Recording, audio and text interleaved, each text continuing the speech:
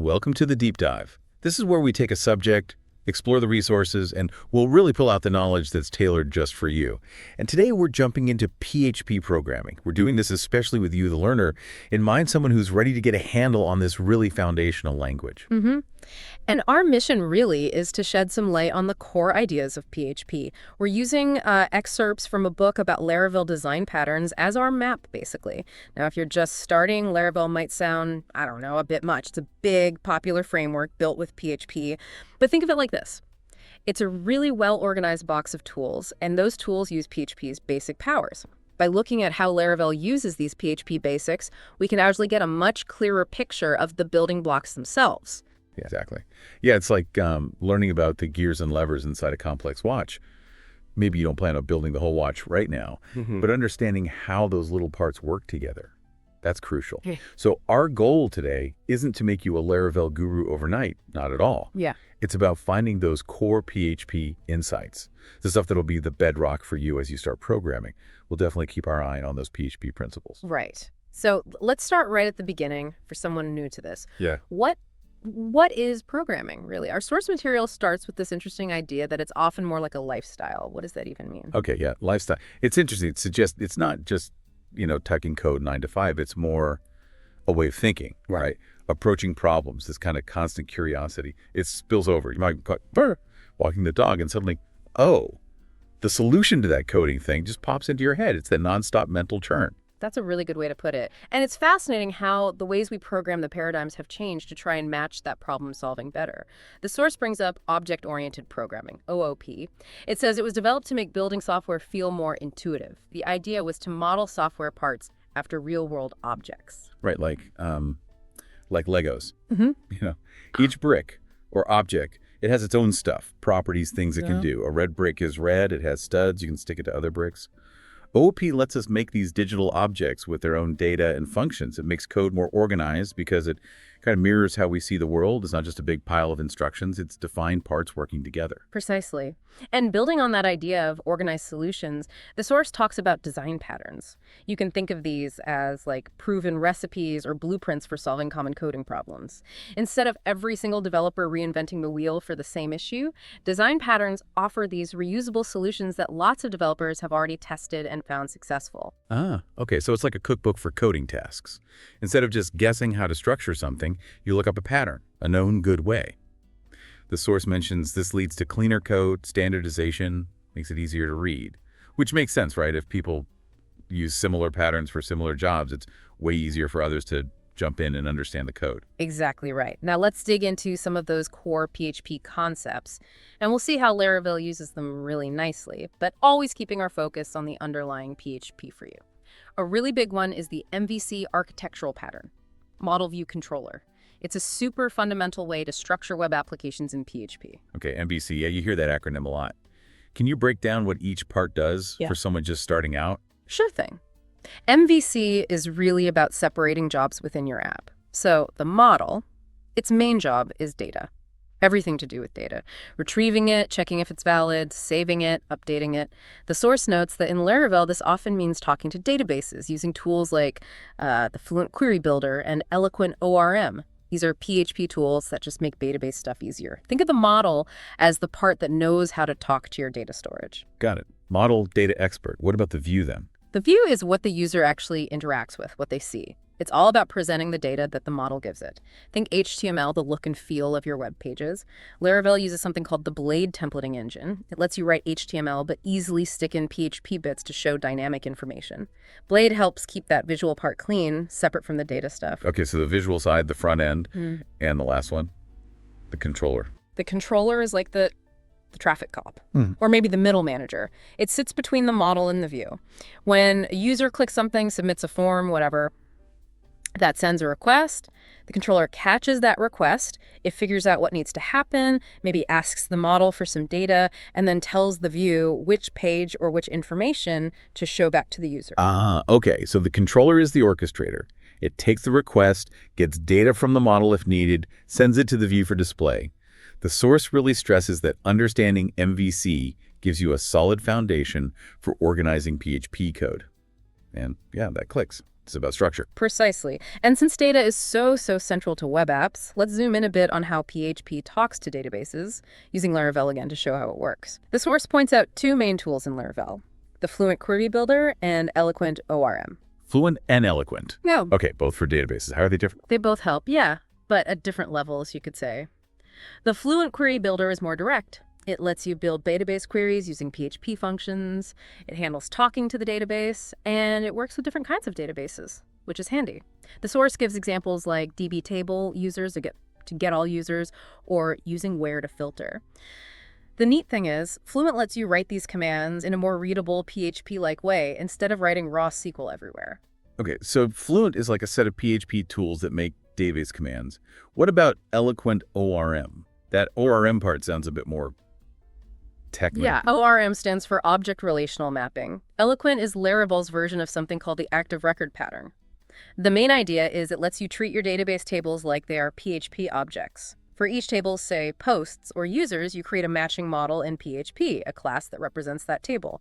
The source shows creating a post model, for instance. Right, okay, so instead of thinking in queries, you're working with PHP objects that stand for rows in your database. Yeah. That sounds, well, very object-oriented, linking back to what we said earlier. Exactly. These model objects, they help you organize all the logic about your data. You'd have a user model for user stuff, a post model for blog posts, and so on. The source also touches on relationships in Eloquent, things like one-to-one, like a user having one profile, or one-to-many, maybe a user has many posts, or even many-to-many, like posts having tags. These relationships make getting related data super easy. You could grab all posts for user number 5 with something like user.find 5 posts once it's set up. Wow, okay, that sounds way simpler than writing complex database joins yourself. The source also mentions migrations and seeders quickly. What do they do? Right. Migrations are like version control, but for your database structure. Instead of manually changing your database tables, you define the changes in PHP files, migration files. This lets you track changes over time, easily undo things, and make sure everyone on the team has the exact same database setup. Super useful.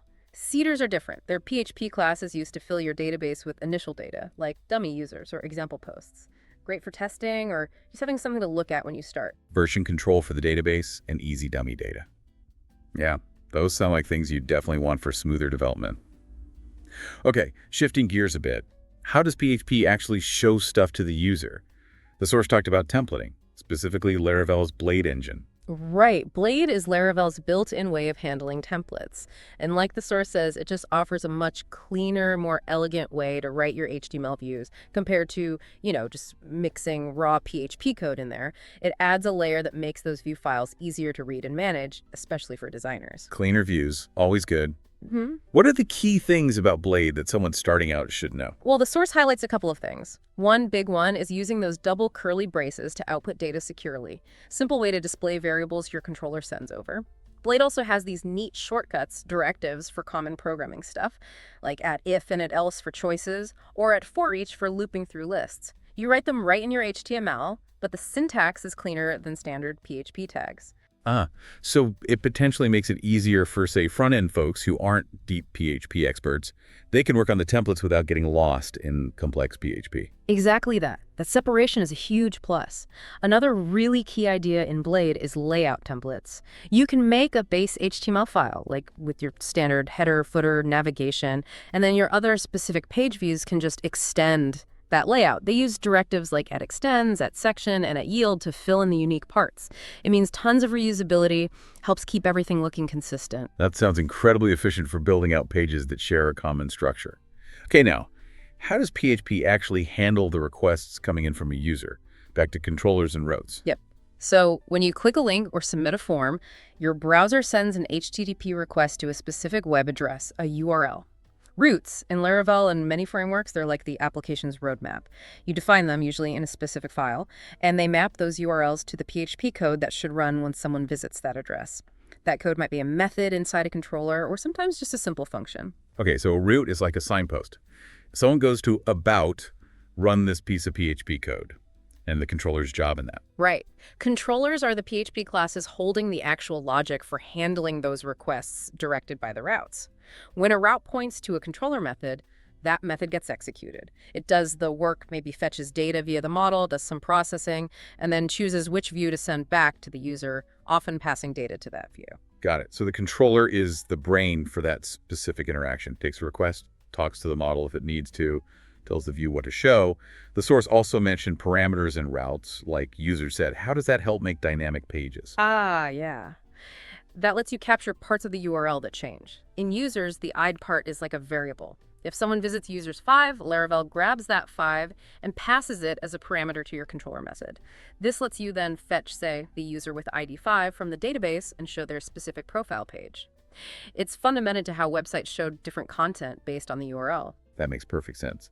That's how you get pages for individual blog posts or products. Yeah. Okay, near the end, the material revisits design patterns, calling them more advanced PHP practices. Yes, and I think for you, starting out, the key thing to grasp here is that the PHP basics we've covered, OOP, MVC, they're the foundation, these more advanced patterns. They build right on top of that foundation. The source briefly mentions a few, like the builder pattern, which helps construct really complex objects step by step. The factory pattern, for making objects when you don't know the exact class beforehand. The repository pattern, which adds a layer between your app logic and how data is stored. The strategy pattern, for swapping out different algorithms easily. And the facade pattern, which gives a simple front to a more complex system. Right? These sound like tools you pull out when your projects get bigger, more complex. The source even pointed to Laravel itself using these, like Laravel's authentication showing the builder pattern, or its validation using the factory pattern. And even Laravel's facades, those simple ways you call things like input.has, are mentioned as examples of the facade pattern, simplifying access to beeper PHP classes. Exactly. The goal for a beginner isn't, memorize all these patterns now. It's more about recognizing that as you get more experience with PHP, as you face trickier problems, you'll find these patterns offer really smart, well-tested ways to solve those recurring issues. There's more refined ways of applying the core PHP principles we've discussed. Okay, so let's recap this deep dive then. We've looked at the core of PHP, starting from programming as a mindset, the basics of OOP, and this idea of reusable design patterns. Then we dove into fundamental PHP concepts shown through Laravel, the MVC structure model, view, controller, how PHP talks to databases using Fluent and Eloquent, how Blade makes templating cleaner, and how controllers and routes handle user requests. And finally, we've got a little preview of more advanced design patterns that build on all that. And the really crucial thing for you, the learner, to take away is that even when you use a powerful framework like Laravel, knowing these underlying PHP fundamentals, it's absolutely essential. MVC, database work, templating, request handling, it's all built on core PHP ideas. Understanding those building blocks gives you a much deeper, more adaptable skill set for web development. That's a great point. So for someone wanting to really solidify this PHP understanding, what's a good next step? What should you actually do?